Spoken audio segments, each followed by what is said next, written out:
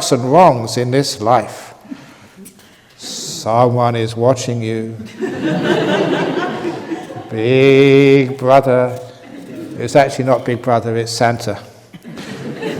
And so if you have done too many wrongs, you won't get any Christmas presents this year. That's the...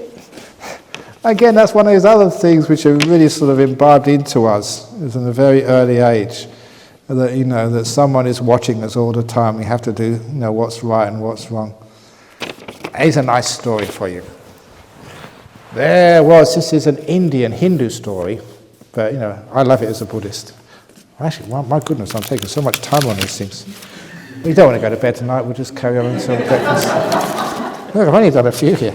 Anyway, just a story. There was a teacher, one of these old Indian teachers a long time ago. And in those days, the one teacher would be wise about so many things, and they teach a whole heap of students, maybe a dozen, 15 or so, and teach them everything until when they graduated, they'd all leave, and then he'd get a new group of students. So I had this whole group of students for many years. And also, because it's one of these old stories, had the beautiful daughter. She was so hot that all the students really they liked her. And in those days, there was no such thing as choosing your own partner. The family would decide who you married.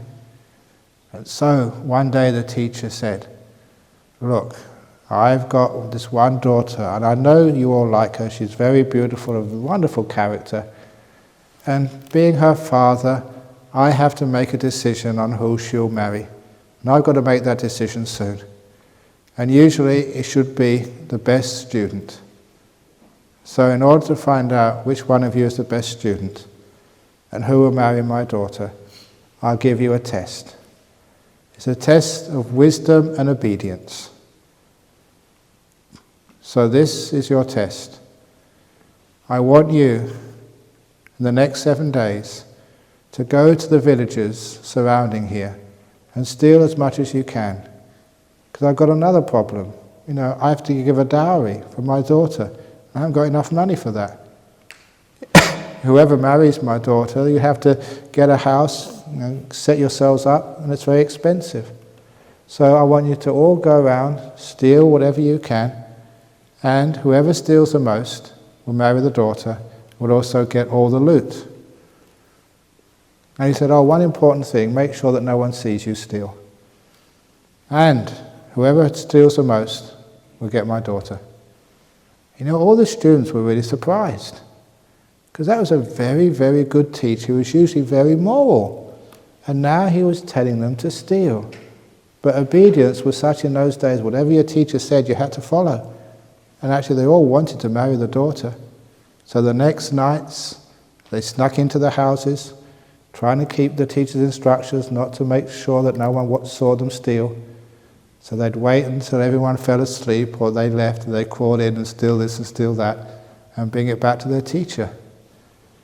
And when they brought it back, the teacher kept a careful, meticulous record who stole what, so he could find out who stole the most, and also from which house. And after 7 days, he called a meeting to give the results of the test.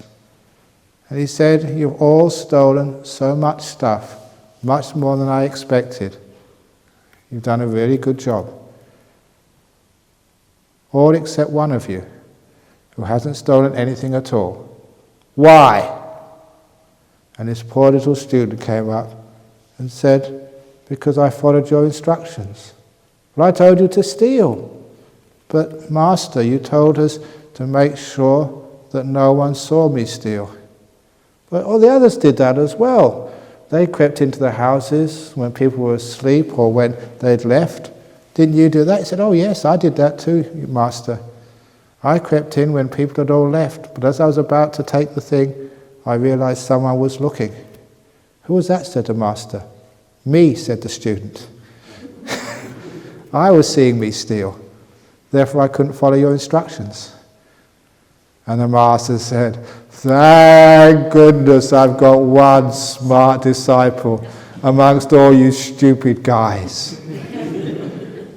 I am rich enough, I don't need all this stuff. You can all take it back. Here's the list of where it belongs. And don't worry, you won't get punished because I told all the villagers a couple of weeks ago to expect you. And only one person realized that you can't steal without someone watching you. And who's watching you? Yourself, yes. So the answer is, to the question, who keeps a record of all our rights and wrongs in this life? Yourself, you do. And you can't escape from that. So what should you do? You kept a record of all your rights and all your wrongs. Have you? Actually, most of you just kept a record of your wrongs. Your rights you've forgotten about. So, change your mind. Like I said with the simile of the photographic albums. All the bad things you've done. Remember what you should do? How many of you did that? Put your hand up if you wrote all those bad things on a piece of toilet paper and flushed it down the toilet today. Hooray! 1, 2 people did. Hooray! You're the great disciples. You can go to bed now, or you rest for in detention while I finish this. Bad things. Oh, you're in denial. That's the first wrong thing. Okay. This last question, it comes out, it's amazing. Can one flush the past down the toilet without